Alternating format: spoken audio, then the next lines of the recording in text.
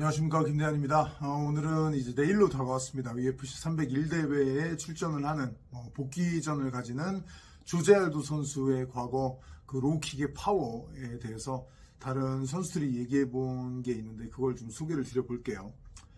많은 분들이 기대를 하고 계실 거예요. 조제 알도 선수가 돌아오는 것 역시 전 세계적으로도 인기가 많지만 우리나라 그 UFC 그 방송국에서 저는 UFC를 중계하는 입장으로 봤을 때 시청률을 소위 좀 잡아주는 선수들이 있습니다.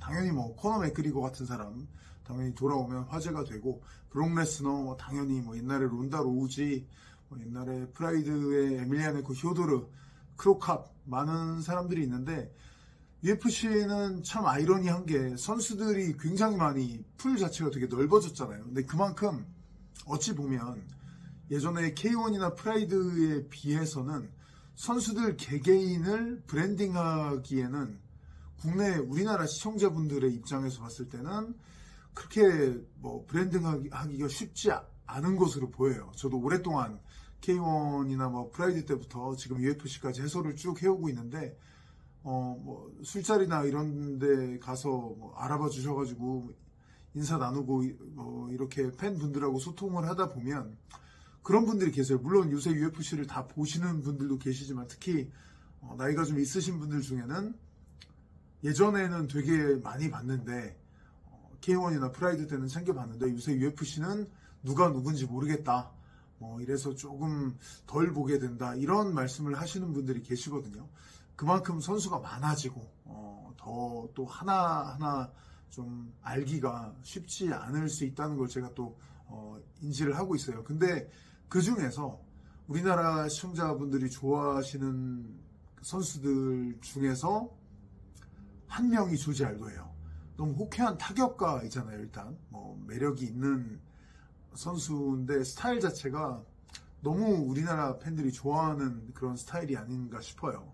우리나라 그 시청자 여러분들 보면 확실히 타격가 선수들을, 화끈한 타격가 스타일의 선수를 선호하시거든요. 최근에는 알렉스 페레이라 선수가 대세죠. 아무튼 조금 그래도 우리나라 팬들 기준에서는 경량급에 속함에도 불구하고 상당히 높은 인기를 누려온 알도 선수인데, 알도가 이렇게 돌아온다는 것 너무 저도 팬의 한 사람으로서 상당히 반갑습니다. 알도 하면 제대로 본 지는 이제는 조금 오래됐습니다만 로우킥이 굉장히 유명하죠. WEC 시절부터 로우킥을 굉장히 잘 차는 걸로 유명했는데 이번 경기에도 그 로우킥이 나올지 기대가 많이 모여 있거든요. 과거 알도 선수에 대한 특히 로우킥에 대한 그런 칭찬 부분들이 동료 선수들이 칭찬한 것들이 좀 있는데 오늘 이 영상에서 소개를 드려볼게요. 과거에 싸웠던 롤란드 페레즈 선수가 얘기했던 겁니다. 대체 선수로 들어가서 2주 준비하고 알도와 싸웠는데 되게 빠른 스피드에 적응하기 위한 훈련을 했습니다만 전혀 소용이 없었다고 합니다. 조제 알도의 스피드에는 완전 적응 훈련했던 게 소용이 없었다고 얘기했고, 크리스 비클 선수도 알도가 빠를 거라고 생각했지만 실제로 싸워보니까 상상보다 훨씬 더 빨라서 놀랐다, 이렇게 얘기를 했고요. 매니 감부리안, 알도는 늘 상대보다 한 발 앞서 있다. 그래서 뭐가 들어올지 알 수가 없다. 결국은 얼어붙게 된다. 브라질 축구팀이 그렇듯이 알도는 상대가 빠른 페이스로 싸우고 싶든 느린 페이스로 싸우고 싶든 결국은 브라질 축구팀처럼 자기 페이스대로 싸움을 끌어간다. 이건 마법인지 아니면 알도가 타고난 건지 모르겠다라고 얘기를 했고요. 자, UFC에서 그 알도와 싸웠던 케니 플로리안의 얘기를 들어보면 알도의 킥은 엄청나다. 그런 파워는 한 번도 느껴보지를 못했다. 다른 사람한테는. 제대로 맞으면 아예 움직일 수가 없다. 바디샷 맞은 것과 똑같다라고 얘기합니다. 조제 알도와 경기를 한 후에 오른쪽 다리의 안쪽 감각을 되찾는데 2달 걸렸다고 그래요. 손으로 다리 안쪽을 이렇게 쓸어봐도 신경이 다 죽어서 아무 느낌이 나지 않았다고 합니다. 완전 무섭죠. 네. 또 알도의 운동 능력에 대해서 극찬을 했는데 직접 경험을 해보지 않으면 모른다. 테이크다운을 딱 시도해서 힙 쪽을 잡아보니까 이 골반의 힘 자체가 마치 미들급 선수 같았다라고 얘기를 했습니다. 뭐 아시다시피 당시 경기는 패더급으로 치러졌었죠. 근데 미들급 선수 같은 파워를 지니고 있다고 극찬을 했고요. 조나단 브루킨스, 예전에 나왔던 머리가 좀 긴 선수였죠. 알도의 로우킥이 진짜 아팠다. 알도에게 진 다음에 며칠간이 인생에서 가장 고통스러운 며칠이었다. 지금까지도 알도한테 로우킥 맞은 것 때문에 지금도 무릎이 붓고 물이 막 찬다. 당시에 근육이 너무 많이 파열되어서 내 무릎의 연골 위치가 다 엉망이 되었었고 피가 너무 많이 차서 무릎에 2달 동안 주사기로 피를 빼내야 했다. 다 조지 알도의 로우킥 때문입니다. 네.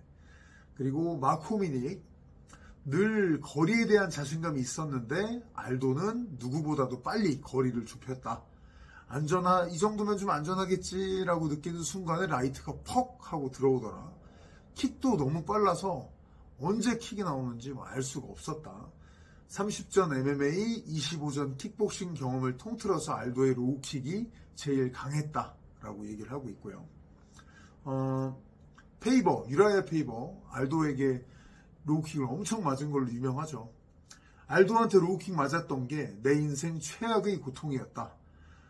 경기 끝나고 포스트파이트 인터뷰 하는데 너무 고통스러워서 기절하는 줄 알았다. 그리고 로우킥뿐만 아니라 경기 중에 플라잉 니킥으로 가슴을 맞았는데 그때는 포커페이스 유지하면서 아무 일도 없다는 듯이 다운되자마자 벌떡 일어났는데 계속 아팠나 봐요. 근데 경기 후에 로우킥 때문에 다리가 너무 아파서 고생을 했는데 한 4주, 한 달 정도 지나니까 다리 고통이 좀 잦아들었대요. 근데 그때부터 가슴 맞은 데가 아프기 시작했다고 그래요. 그러니까 그전에도 아팠었겠죠. 근데 다리가 너무 아프니까 요건 생각도 좀 덜 하고 있다가 다리가 좀 잦아드니까 여기가 너무 아팠다고 그래요. 근데 이게 가슴 플라잉 니킥 맞아서 가슴 아팠던 게 2년 같다고 합니다. 말도 안 되죠. 자, 체드 맨데스, 유라이어 페이버가 경기하는 것을 본 다음에 우리 팀 리더인 유라이어 페이버가 그렇게 맞는 것은 처음 봤다. 경기 한 2, 3일 후에 페이버의 다리를 봤는데 이건 로우킥이 아니라 누가 야구방망이로 계속 때린 듯한 그런 모습이었다. 본인도 알도와 싸우기 전에는 모든 상대들을 다 힘으로 좀 압도를 할 수 있다고 느꼈는데 알도가 딱 붙으니까 실력도 실력이지만 뛰어나지만 이게 신체적인 힘이나 폭발력 이런 게 나하고 똑같구나. 나는 그래도 스스로의 신체적 능력에 자부심이 있었는데 이게 나한테 뒤지지 않는구나. 이 느낌이 들면서 깜짝 놀랐었다고 합니다. 네. 저도 간만에 조지 알도 선수의 경기 해설을 좀 준비하면서 과거 좀 코멘트들을 읽어봤는데 이건 다 알도가 벤텀급으로 가기도 훨씬 전에 인터뷰들이에요. 코너 맥그리거에게 지기도 전에 인터뷰들이죠. 그러니까 젊은 시절에 조지 알도에 대한 경탄을 표현하는 그 동료 파이터들의 얘기라고 보시면 되겠어요. 엄청난 신체 능력을 갖고 있다는 것을 이 인터뷰들을 통해서 저희가 확인할 수가 있고 또 물론 그런 신체 능력은 좀 떨어지긴 했습니다만 그래도 알도는 알도니까 이번 경기 때는 또 어떤 모습을 보여줄지 상당히 궁금하네요. 네. 알도 선수의 이번 경기에 대한 조금 더 제 생각이라든지 조금 더 깊은 부분은 다음 영상에서 또 말씀드려보도록 하겠습니다. 네. 고맙습니다.